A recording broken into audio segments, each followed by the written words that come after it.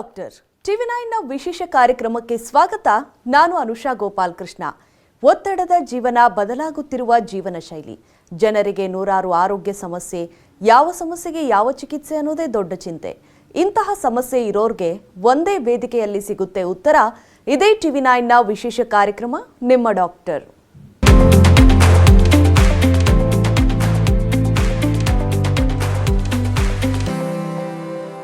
ಮನುಷ್ಯನನ್ನ ಮಾರಣಾಂತಿಕವಾಗಿ ಕಾಡುವ ಭಯಂಕರ ರೋಗವೆಂದ್ರೆ ಅದು ಕ್ಯಾನ್ಸರ್.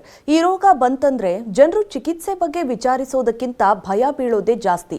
ವೈದ್ಯಕೀಯ ಲೋಕದಲ್ಲಿ ಕ್ರಾಂತಿಕಾರಕ ಬದಲಾವಣೆ ಉಂಟಾಗಿರುವಂಥ ಇಂದಿನ ಕಾಲದಲ್ಲೂ ಕೂಡ ಆ ಭೀತಿ ಕಡಿಮೆ ಆಗಿಲ್ಲ ಅಂತ ಹೇಳ್ಬೋದು. ಆದರೆ ಚಿಂತೆ ಮಾಡುವಂತ ಅವಶ್ಯಕತೆ ಇಲ್ಲ. ಆಧುನಿಕ ವೈದ್ಯಕೀಯ ಲೋಕದಲ್ಲಿ ಕ್ಯಾನ್ಸರ್ ರೋಗಕ್ಕೆ ಸೂಕ್ತ ಹಾಗೂ ಪರಿಣಾಮಕಾರಿ ಚಿಕಿತ್ಸೆ ಇದೆ. ಚಿಕಿತ್ಸೆ ಮತ್ತು ಔಷಧಿ ಕ್ಷೇತ್ರದಲ್ಲಿ ಸಾಕಷ್ಟು ಅತ್ಯಾಧುನಿಕ ಸಂಶೋಧನೆಗಳು ಆಗಿರೋದ್ರಿಂದ ಪರಿಣಿತ ವೈದ್ಯರಿಂದ ಚಿಕಿತ್ಸೆ ಪಡೆದುಕೊಳ್ಳುವಂತಹ ಮೂಲಕ ಇದಕ್ಕೆ ಪರಿಹಾರ ಕಂಡುಕೊಳ್ಳಬಹುದು. ಈ ಬಗ್ಗೆ ಹೆಚ್ಚಿನ ಮಾಹಿತಿ ಕೊಡೋದಕ್ಕೆ ಇವತ್ತು ನಮ್ಮ ಜೊತೆ ಇದ್ದಾರೆ ಅಪೋಲೋ ಹಾಸ್ಪಿಟಲ್ ಬೆಂಗಳೂರಿನಲ್ಲಿ ಸೀನಿಯರ್ ರೇಡಿಯೇಷನ್ ಆನ್ಕಾಲಜಿಸ್ಟ್ ಆಗಿರುವಂತಹ ಡಾಕ್ಟರ್ ಎಂ ವಿನಯ್ ಅವರು. ಡಾಕ್ಟರ್ ನಮಸ್ತೆ, ಕಾರ್ಯಕ್ರಮಕ್ಕೆ ಸ್ವಾಗತ. ನಮಸ್ಕಾರ ಅನುಷಾ ಗೋಪಾಲ್ ಕೃಷ್ಣ ಅವರೇ. ಎಸ್ ಡಾಕ್ಟರ್, ಸಾಕಷ್ಟು ಜನಕ್ಕೆ ಕ್ಯಾನ್ಸರ್ ಅಂದ ತಕ್ಷಣ ಒಂದು ಭಯ ಆಗೋದು, ಇದಕ್ಕೆ ಚಿಕಿತ್ಸೆನೇ ಇಲ್ಲ ಅಂತ ಸಾಕಷ್ಟು ಜನ ಕೇಳಿರ್ತಾರೆ. ಅಥವಾ ಚಿಕಿತ್ಸೆ ಇದ್ರೂ ಕೂಡ ಇಟ್ಸ್ ವೆರಿ ಕಾಂಪ್ಲಿಕೇಟೆಡ್, ಅಂದರೆ ತುಂಬಾ ಲೈಫ್ ರಿಸ್ಕ್ ಇರುವಂಥದ್ದು, ಈ ರೀತಿ ಮೈಂಡ್ಸೆಟ್ ಇದೆ. ಸೊ ಈ ಚಿಕಿತ್ಸೆಯನ್ನು, ರೇಡಿಯೇಷನ್ ಟ್ರೀಟ್ಮೆಂಟ್ ಎಷ್ಟರ ಮಟ್ಟಿಗೆ ಬಗೆಹರಿಸಿದೆ? ಅಂದರೆ ಈ ಒಂದು ಕಾಂಪ್ಲಿಕೇಶನ್ಸ್ನ ಯಾವ ರೀತಿಯಾಗಿ, is it still very complicated doctor? ನಮಸ್ಕಾರ ಮತ್ತೆ ಅನುಷಾ ಅವರೇ. ಎಸ್, ಇವತ್ತು 16 ಜನವರಿ ಸಾಲಿಗ್ರಾಮ ಅಂತ ಒಂದು ಊರಿದೆ, ಕರಾವಳಿ ಕರ್ನಾಟಕದಲ್ಲಿ ಉಡುಪಿ ಮತ್ತು ಕುಂದಾಪುರ ಮಧ್ಯೆ ಇದೆ.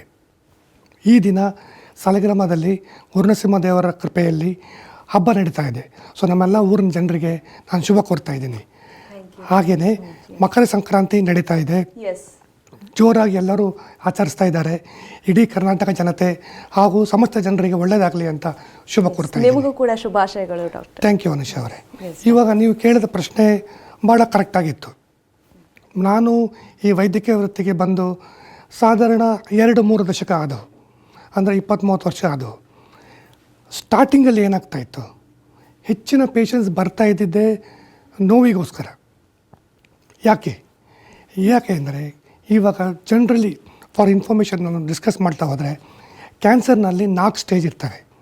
Stage 1, stage 2, stage 3, stage 4. Stage 1 ಅಂದರೆ ಫಸ್ಟ್ ಸ್ಟೇಜ್, ಕಾಯಿಲೆ ಒಂದೇ ಕಡೆ ಇರ್ತದೆ. ಸ್ಟೇಜ್ 2 ಅಂದರೆ ಸ್ವಲ್ಪ ಹರಡಿರುತ್ತೆ. ಸ್ಟೇಜ್ 3 ಅಂದರೆ ಸ್ವಲ್ಪ ಅಕ್ಕಪಕ್ಕ ಅಂಟ್ಕೊಂಡಿರುತ್ತೆ. ಸ್ಟೇಜ್ 4 ಅಂದರೆ ಆ ಕಾಯಿಲೆ ಮೂಳೆಗೋ, ಲಂಗ್ಸಿಗೋ, ಲಿವರಿಗೋ ಹರಡಿರುತ್ತೆ. ಕಾಮನ್ನಾಗಿ ಹರಡುವಂಥದ್ದು ಮೂಳೆಗೆ, ಮತ್ತು ಅಲ್ಲಿ ಪಕ್ಕದಲ್ಲಿ ಈಗ ಸ್ಪೈನಲ್ ಕಾರ್ಡ್ ಇದ್ದರೆ, ಸ್ಪೈನ್ ಮತ್ತು ಸ್ಪೈನಲ್ ಕಾರ್ಡ್ ಅಂಟ್ಕೊಂಡಿದ್ರೆ ನೋವಾಗ್ತದೆ. ಸೊ ಕಾಮನ್ನಾಗಿ 2 decades ago ನಾನು ಶುರು ಮಾಡಿದಾಗ ಇದೇ ಕಾಮನ್ ಪ್ರೆಸೆಂಟೇಷನ್ ಇರ್ತಾಯಿತ್ತು. ಏನು, ಸ್ಟೇಜ್ 4. ಸೊ ಲಾಸ್ಟ್ ಸ್ಟೇಜೇ ಪೇಷಂಟ್ ಬರ್ತಾಯಿದ್ರು. ಸೊ ಹೆಚ್ಚಿನ ಪೇಷಂಟ್ ಬರ್ತಾಯಿದ್ದರೆ ಸ್ಟೇಜ್ 4ಗೆ. ತುಂಬ ವಿರಳವಾಗಿ ಸ್ಟೇಜ್ 1, ಸ್ಟೇಜ್ 2 ಪೇಷಂಟ್ ಬರ್ತಾಯಿದ್ರು 2-3 ದಶಕದ ಹಿಂದೆ. ಆದ ಕಾರಣ ಜನರಲ್ಲಿ ಒಂದು ಮನಸ್ಸಲ್ಲಿ ಹಚ್ಬಿಟ್ಟಿದೆ ಏನಂತ, ರೇಡಿಯೇಷನ್ ಇರೋದು ಬರೀ ನೋವು ಕಮ್ಮಿ ಮಾಡಲಿಕ್ಕೆ ಮಾತ್ರ ಅಂತ.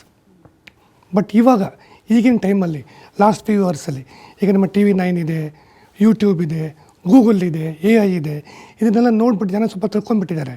ಆ ಥರ ಇಲ್ಲ ಅಂತ ಅವರಿಗೆ ಅರ್ಥ ಆಗ್ತಾಯಿದೆ. ಕ್ಯಾನ್ಸರ್ ಅಂದರೆ ಅದಕ್ಕೆ ಏನಾದರೂ ಲಕ್ಷಣ ಇದೆಯಾ, ಯಾವ ಕ್ಯಾನ್ಸರ್ ಲಕ್ಷಣ ಇದೆ ಗೊತ್ತಾಗ್ಬಿಟ್ಟು ಹಾಸ್ಪಿಟ್ಲಿಗೆ ಬರ್ತಾಯಿದ್ದಾರೆ. ಬರೋ ಕಾರಣ ಸ್ಟಾರ್ಟಿಂಗ್ ಸ್ಟೇಜಲ್ಲೇ ನಾವು ಕಂಡುಹಿಡ್ತಾ ಇದ್ದೀವಿ.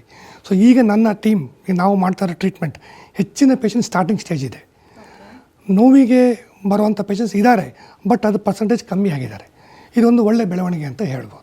ಈ ರೇಡಿಯೇಷನ್ ಟ್ರೀಟ್ಮೆಂಟ್ ಅನ್ನೋದು ಅಂದರೆ ಸ್ಟಾರ್ಟಿಂಗ್ ಸ್ಟೇಜಸ್ಸಲ್ಲೇ ಹೆಚ್ಚು ಪರಿಣಾಮಕಾರಿ ಆಗಿರುತ್ತಾ ಅಂತ, ಅಥವಾ ಈಗ 3rd ಸ್ಟೇಜ್ 4th ಸ್ಟೇಜ್ ಅವರು ಕೂಡ ಈ ಟ್ರೀಟ್ಮೆಂಟ್ನ ಮಾಡಿಸ್ಕೊಡ್ಬೋದಾ? ಯಾರಿಗೆಲ್ಲ ಇದು ಸೂಕ್ತವಾಗಿರುತ್ತೆ ಅನ್ನುವಂಥದ್ದು? ಅದು ಡಿಪೆಂಡ್ಸ್. ಇವಾಗ 100 ಟೈಪ್ ಇದೆ ಕ್ಯಾನ್ಸರಲ್ಲಿ. ಸೊ ಥ್ರೋಟ್ ಕ್ಯಾನ್ಸರಿಗೆ ಸ್ಟಾರ್ಟಿಂಗ್ ಸ್ಟೇಜಲ್ಲಿ ಇದ್ದರೆ ಬರೀ ರೇಡಿಯೇಷನಲ್ಲಿ ಕ್ಯೂರ್ ಆಗಿಬಿಡ್ತದೆ. ಸೊ ಅವರಿಗೆ ಮತ್ತೇನೋ ಟ್ರೀಟ್ಮೆಂಟ್ ಬೇಕಾಗಲ್ಲ. ಗರ್ಭಕೋಶದಲ್ಲಿ 2 ಪಾರ್ಟ್ ಇದೆ. ನಾರ್ಮಲ್ ಗರ್ಭಕೋಶ, ಯೂಟ್ರೈನ್ ಸರ್ವಿಕ್ಸ್ ಅಂತ ಹೇಳ್ತೀವಿ, ಎಂಡೋಮೆಟ್ರಿಯಮ್ ಅಂತ ಹೇಳ್ತೀವಿ. ಸರ್ವಿಕ್ಸ್ ಕ್ಯಾನ್ಸರಿಗೆ ದ ಮೇನ್ ಟ್ರೀಟ್ಮೆಂಟ್ ಇರೋದು ರೇಡಿಯೇಷನ್. ಅದರಲ್ಲೇ ಕ್ಯೂರ್ ಆಗಿಬಿಡ್ತಾರೆ. ಅದೇ ಓವರಿ ಕ್ಯಾನ್ಸರ್ ಆದರೆ chemotherapy is more important, surgery is more important. ಆ ಥರ ಬದಲಾಗ್ತಾ ಹೋಗ್ತದೆ. ಅಂದರೆ ಎಲ್ಲ ರೀತಿಯ ಕ್ಯಾನ್ಸರ್ಗೂ ಟ್ರೀಟ್ಮೆಂಟ್ ಮಾಡ್ಬೋದಾ ಡಾಕ್ಟರ್? ಮಾಡ್ಬೋದು. ರೇಡಿಯೇಷನ್ ಆಲ್ಮೋಸ್ಟ್ ಎಲ್ಲ ರೀತಿಯೂ ಮಾಡ್ಬೋದು. ಕೆಲವು ಬ್ಲಡ್ ಕ್ಯಾನ್ಸರಿಗೆ ಆಗಲ್ಲ, ಕೆಲವು ಓವರಿ ಕ್ಯಾನ್ಸರಿಗೆ ಆಗಲ್ಲ. ಅದು ಬಿಟ್ಟರೆ ನಾರ್ಮಲ್ ಸಾಲಿಡ್ ಮ್ಯಾಲಿಗ್ನೆನ್ಸಿಗೆ radiation is an important part. At least 40% of all the cancer patients radiation ಬೇಕೇ ಬೇಕಾಗ್ತದೆ. ಓಕೆ ಡಾಕ್ಟರ್, ಅಂದರೆ ಈ ಒಂದು ಥೆರಪಿ ಅಥವಾ ಟ್ರೀಟ್ಮೆಂಟ್ ಅಂತ ಏನು ಹೇಳ್ತೀವಿ, ಇದು ಯಾವ ರೀತಿಯಾಗಿರುತ್ತೆ? ಅಂದರೆ ಎಷ್ಟು ಕಾಂಪ್ಲಿಕೇಶನ್ಸ್ ಆಗಿರಬಹುದು ಅಥವಾ ಬೇರೆ ಯಾವೆಲ್ಲ ಫ್ಯಾಕ್ಟರ್ಸ್ನ ಪರಿಗಣನೆ ಮಾಡಲಾಗುತ್ತೆ? ಮತ್ತು ಪ್ರೊಸೀಜರ್ ಯಾವ ಥರ ಇರುತ್ತೆ? ಅಂದರೆ ಎಷ್ಟು ದಿನಗಳು ಬೇಕು ಅಥವಾ ಎಷ್ಟು ತಿಂಗಳುಗಳ ಕಾಲ ಇದು ರಿಕವರಿಗೆ ತಗೊಳುತ್ತೆ ಅನ್ನುವಂಥದ್ದು? ಕರೆಕ್ಟ್. ಇವಾಗ ಫಾರ್ ಎಕ್ಸಾಂಪಲ್ ನನಗೆಷ್ಟು ಥ್ರೋಟ್ ಕ್ಯಾನ್ಸರ್ ಅಂತ ಹೇಳಿದೆ. ಯಾಕಂದರೆ ನಮ್ಮ ದೇಶದಲ್ಲಿ throat cancer, head and neck cancer very common, ಗರ್ಭಕೋಶ ಕ್ಯಾನ್ಸರ್ ಕಾಮನ್. ಥ್ರೋಟ್ ಕ್ಯಾನ್ಸರಿಗೆ ಸಾಮಾನ್ಯವಾಗಿ 6 ವಾರ 7 ವಾರ ಟ್ರೀಟ್ಮೆಂಟ್ ಬೇಕಾಗ್ತದೆ. ಅದೇ ಗರ್ಭಕೋಶ ಕ್ಯಾನ್ಸರಿಗೆ 5 ವಾರ ಟ್ರೀಟ್ಮೆಂಟ್ ಮಾಡ್ತೀವಿ. ಅದಾದಮೇಲೆ ಇಂಟರ್ನಲ್ ರೇಡಿಯೇಷನ್ ಅಥವಾ ಬ್ರಾಕಿಥೆರಪಿ ಅಂತ ಮಾಡ್ತೀವಿ. ಸೊ ಒಂದೊಂದು ಟೈಪ್ ಕ್ಯಾನ್ಸರಿಗೆ ಒಂದೊಂದು ಇರ್ತದೆ. ಬಟ್ ಸಾಮಾನ್ಯವಾಗಿ ನಾವು ಮಾಡುವಂಥದ್ದು 5 to 7 ವೀಕ್ಸ್ ಆಫ್ ರೇಡಿಯೇಷನ್. ಇದರಿಂದ ಕ್ಯಾನ್ಸರ್ ಪೂರ್ತಿ ನಿರ್ನಾಮ ಆಗ್ತದೆ. ಅದ್ರ ಜೊತೆಗೆ ಕೆಲವರಿಗೆ ನಾವು ಕೀಮೊಥೆರಪಿ ಕೂಡ ಆ್ಯಡ್ ಮಾಡ್ತೀವಿ. ಡಾಕ್ಟರ್, ಅಂದರೆ ಕೀಮೊಥೆರಪಿ ಇವಾಗಲೇ ಆಗಿರೋರು ಅಥವಾ ರಿಯಕರಿಂಗ್ ಸಿಂಪ್ಟಮ್ಸ್ ಇದ್ದರೆ ಆ ರೀತಿಯಾಗಿ ಕೂಡ ರೇಡಿಯೇಷನ್ ಟ್ರೀಟ್ಮೆಂಟ್ನ ಮಾಡ್ಬೋದಾ? ಅದೊಂದು ಪ್ರಶ್ನೆ. ಅಂದರೆ ಮಲ್ಟಿಪಲ್ ಟೈಮ್ಸ್ ರೇಡಿಯೇಷನ್ ಟ್ರೀಟ್ಮೆಂಟ್ನ ಮಾಡಿಸ್ಕೊಂಡ್ರೆ ಏನೂ ತೊಂದರೆ ಆಗೋದಿಲ್ವಾ ಅನ್ನುವಂಥದ್ದು?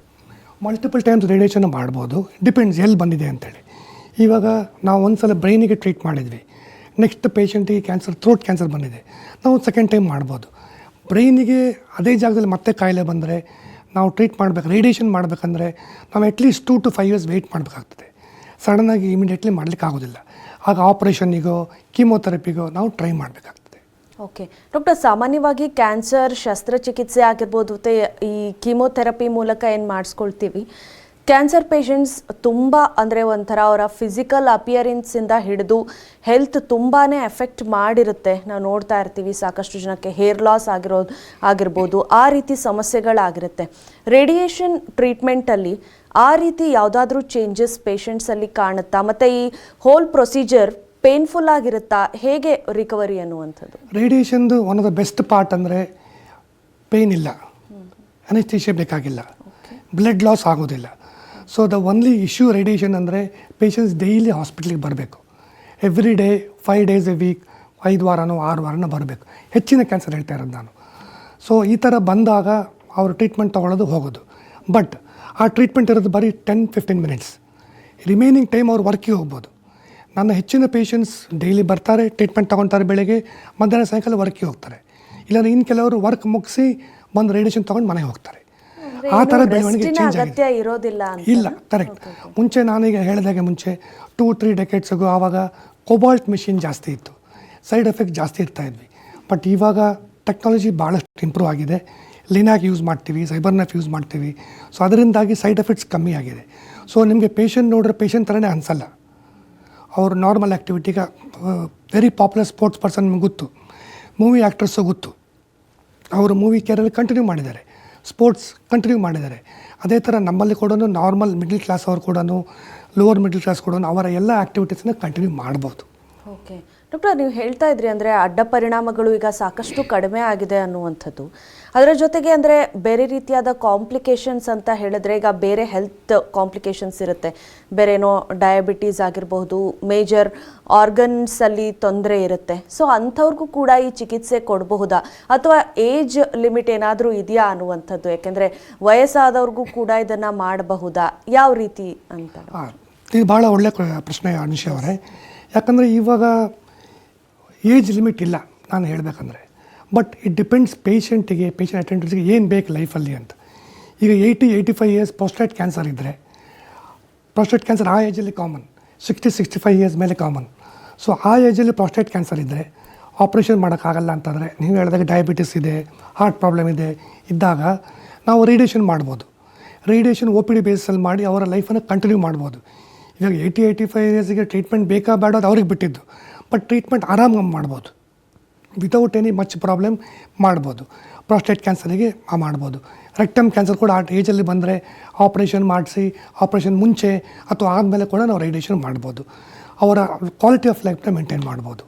ಓಕೆ ಡಾಕ್ಟರ್, ಈಗಿನ ಕಾಲದಲ್ಲಿ ಅಂದರೆ ತುಂಬ ಜನ ಹೆಣ್ಣು ಮಕ್ಕಳಿಗೆ ಬ್ರೆಸ್ಟ್ ಕ್ಯಾನ್ಸರ್ ಹೆಚ್ಚಾಗಿ ಕಾಣಿಸ್ಕೊಳ್ತಾ ಇದೆ. ಅಂದರೆ ವಿತೌಟ್ ದ ಹಿಸ್ಟ್ರಿ, ಅಂದರೆ ಗೊತ್ತಿಲ್ಲದಂಗೆ ಬರ್ತಾ ಇದೆ. ಅಂದರೆ ಇದನ್ನು ಕೂಡ ರೇಡಿಯೇಷನ್ ಮೂಲಕ ಬಗೆಹರಿಸ್ಬೋದಾ? ಯಾಕಂದರೆ ಸಾಕಷ್ಟು ಜನ ಇನ್ನೂ ಕೀಮೋಥೆರಪಿಗೆ ಒಳಗಾಗ್ತಾ ಇದ್ದಾರೆ.